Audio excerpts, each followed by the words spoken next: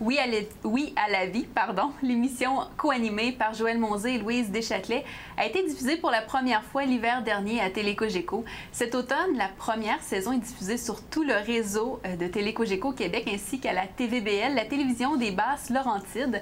Cet automne, vous avez la chance de revoir cette belle série pendant que le concepteur de Oui à la vie, Joël Monzé, travaille sur la deuxième saison. Bonjour Joël. Bonjour. Donc finalement, c'est ça, là, vous êtes en train de cogiter à la deuxième saison. On travaille sur le concept.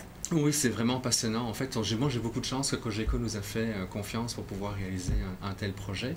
Et oui, on est en train de préparer la deuxième saison qui, si tout va bien, sera en ondes à partir du mois de janvier. Donc, le concept, c'est similaire à la première saison? Oui, on continue avec la même équipe, avec Louise Deschâtelet à l'animation, puis moi comme soutien à la co-animation et en information scientifique sur le cerveau, le développement de l'enfant, la psychologie, tout ça. Il va y avoir Peggy Tassignon, Isabelle Chalut, il va y avoir Odette Côté, Guillaume Corbin et l'inimitable Julie Niquette comme chroniqueuse littéraire. Et qu'est-ce qu'on va apprendre? Quels seront les sujets des émissions? En fait, l'objectif, c'est toujours d'essayer de voir un phénomène de société qui touche la santé, bien entendu, d'une manière globale. Donc, on a un thème, par exemple, Alzheimer. C'est une situation, c'est une maladie qui touche beaucoup de personnes âgées, environ une personne sur 13 à 65 ans et 2 personnes sur 3 à 90 ans. Donc, comment est-ce qu'on vit en tant qu'enfant d'une personne qui devient Alzheimer? Il y a des enjeux au niveau de qui étaient nos parents qui deviennent de plus en plus dépendants de notre bienveillance pour pouvoir vivre dans des milieux, dans une qualité de vie adéquate. Mais il va y avoir nous aussi, comment on va se redéfinir, comment est-ce qu'on va définir nos parents à nos enfants et la peur aussi qu'on peut avoir de développer une telle maladie parce qu'on entend beaucoup de choses parfois à la télévision ou dans les médias en général ou sur Internet sur ce genre de maladie-là et en même temps ça crée beaucoup plus de peur que de choses et on peut vraiment faire des choses de manière préventive. Alors on reprend ce genre de vision et on va toucher la parentalisation, donc les enfants qui sont amenés à prendre plus soin de leurs parents, mais sauf le problème c'est que ce sont des enfants, c'est pas encore des adultes avec des parents plus âgés. On va toucher en fait à l'engagement, comment est-ce que moi en tant que citoyen, parfois la politique, ça nous semble bien éloigné, mais comment moi en tant que citoyen je peux contribuer à une amélioration en faisant des choix concrets en tant que tel. On va toucher au bonheur, à la spiritualité, toute une série de sujets pour voir de quelle manière est-ce qu'on peut améliorer notre qualité de vie, parce que l'objectif, c'est de développer notre autonomie. Je vous écoute parler, puis il me semble qu'il me vient une multitude de sujets dont on pourrait parler dans Oui à la vie. Est-ce que c'est difficile de faire ces choix, d'arrêter notre choix sur un sujet précis? Oui, mais en même temps, ça montre juste toutes les possibilités qu'on peut faire pour faire durer cette série-là pendant des années, des années, des années. OK, donc c'est prévu, ça. Oui, en tout cas, c'est notre souhait, parce que l'équipe est vraiment très dynamique et veut vraiment... bien souvent, tu sais, une des autres choses qui est présente aussi, c'est qu'on veut unir les disciplines qui travaillent en santé. Bien souvent, tu vois, les gens se connaissent peu d'une discipline à l'autre et il y a beaucoup d'opposition entre les différentes pratiques. Ici, c'est un groupe de gens où on est tous des professionnels de la santé et on essaie de regarder comment est-ce qu'on peut unir nos forces pour aider la personne. Alors, en ce sens, on est très original par rapport à toutes les autres émissions de santé qui existent et on vient vraiment aider la personne aussi à se retrouver au centre de son processus pour prévenir la maladie et éventuellement guérir plus vite en soutien. Ça ne veut pas dire qu'on n'est pas opposé à la médecine traditionnelle. Non, c'est une association des différentes pratiques pour être le plus autonome possible.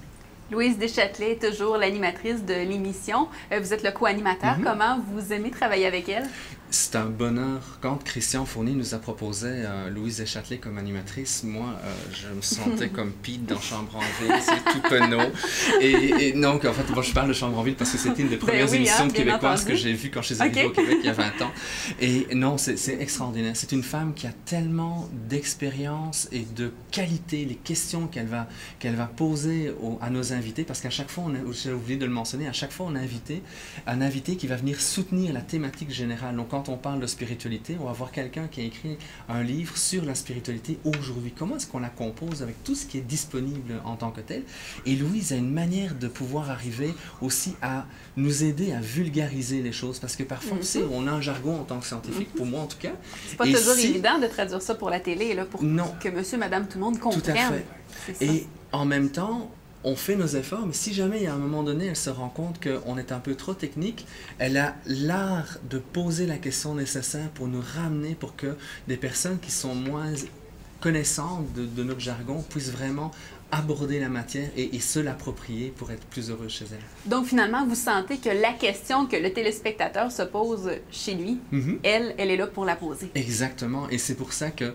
Et c'est extraordinaire. Et puis, de nouveau, comme je dis, c'est tellement une personne... Il y avait même des moments où moi, j'avais envie... Tu sais, je suis co-animateur, mais je la trouve tellement extraordinaire que je la laisse aller. Oui, j'ai de la misère, même presque parfois, à embarquer comme co-animateur, tellement elle a du métier et que j'apprends des choses. C'est vraiment quelque chose de fantastique. Est-ce qu'on a déjà une idée des invités qui seront présents pour la deuxième saison? Mais on va se garder un petit secret jusqu'à ce qu'on va lancer l'émission. On veut des noms. Donc, non, on va se garder le secret jusqu'à la rentrée. Mais oui, on a eu pas mal de confirmations, donc on attend, on y va petit à petit. Joël Monzé, merci beaucoup d'avoir été avec nous. Merci à vous. On lève un toast à Oui à la vie. Oui à la vie. Merci beaucoup. On va voir un extrait. Bonjour et bienvenue à vous. Oui à la vie, c'est un rendez-vous incontournable que je vous donne, un rendez-vous qui va se passer en 10 épisodes. À ce moment-ci non plus, de toute façon, donc ça confirme la décision. Alors, j'ai décidé de laisser place à ma passion qui m'a toujours accompagnée depuis toujours, c'est-à-dire les livres. Je l'ai senti et observé probablement plus quand j'étais toute petite, parce que j'ai commencé à faire de la nage synchronisée quand j'avais 7 ans, et c'était tellement pas naturel pour moi. Et c'est des choses qui sont très intéressantes, mais il faut faire un peu attention pour ne pas qu'ils nous jouent des tours. C'est-à-dire? En fait, moi, j'ai découvert certaines choses au niveau du corps quand j'ai fait ma première maîtrise en psychomotricité. Tantôt, Joël a parlé un peu des stress et ce que ça fait dans le corps dès que le système nerveux capte un danger, il y a une tension et on en vit tous dans notre vie. Sylvie a parlé de son expérience.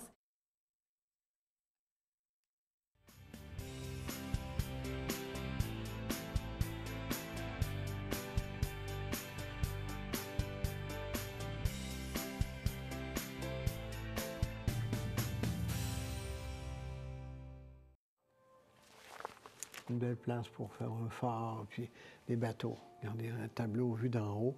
Là, on arrive au bord du précipice. Il est vraiment haut ici. On regarde la mer au loin, là.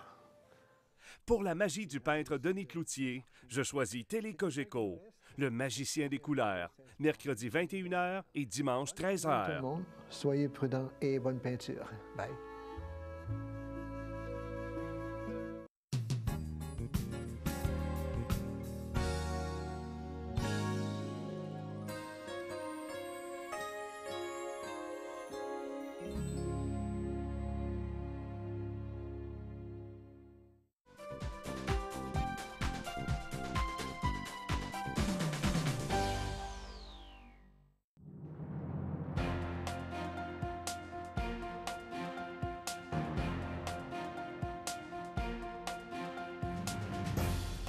Je choisis Télé Cogeco.